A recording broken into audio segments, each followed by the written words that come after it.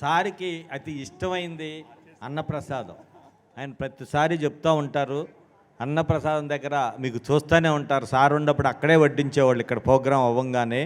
మరి అటువంటి అద్భుతమైంది మన అందరం కలిసి అన్నదాత సేవా కమిటీలో మీరు మెంబర్గా చేరితే మాకు ఎంతో బాగుంటుంది. ఎందుకంటే అక్కడ మీరు విరాళాలు ఏం వసూలు చేయమని కాదు, అక్కడ మీకు అందరికీ ఆ సేవను కల్పించడానికి సార్ చెప్పారు. ఏం చెప్పారంటే వారం వారం మీకు వీలున్నప్పుడు ఒకసారి ఒక టీం వచ్చి అక్కడికి వచ్చి వడ్డించటము, అక్కడ అందరికీ పలకరించటము, అలాగే కిచెన్లో కూడా కూరగాయలు చేయటము, ఈ విధంగా సేవా కమిటీ అని ఒకటి పెట్టాము. మెంబర్స్ జాయిన్ అయ్యి మీరు ఎప్పుడు కావాలంటే అప్పుడు ఇక్కడికి కైలాసపూర్ వచ్చి వారం వారం సేవ చేయడానికి మీకు ఆ అదృష్టాన్ని కల్పిస్తున్నాం. ఎంతమంది జాయిన్ అవుతారో చేతులు ఎత్తండి మరి ప్లీజ్.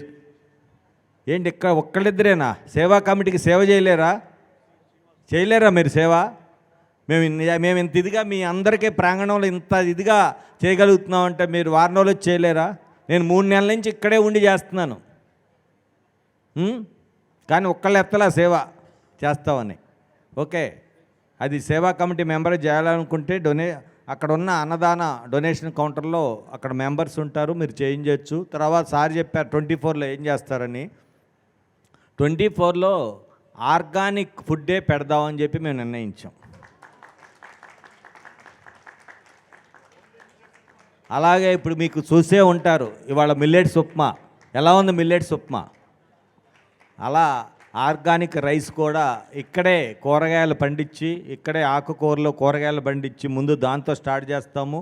ఆ తర్వాత పూర్తిగా అన్నప్రసాదాన్ని ఆరోగ్యవంతంగా శుచిమైన అందరికీ ఆ ప్రసాదం తీసుకొని ధ్యానం చేస్తే ఎంత అద్భుతంగా ఉంటుందో, ఇక్కడ ఎంత ఆరోగ్యవంతంగా తయారవుతారో. కానీ అంత ఆరోగ్యం తయారు కావటానికే మేము నిర్ణయం చేస్తున్నాము. ఇంత సేవ చేయటానికి కూడా నేను ఇంత బాగా చేస్తున్నా అంటే మా వెనకాల మా శ్రీమతి అరుణాదేవి, ఆమె నన్ను చేయటం మూలానే నేను చేస్తున్నాను.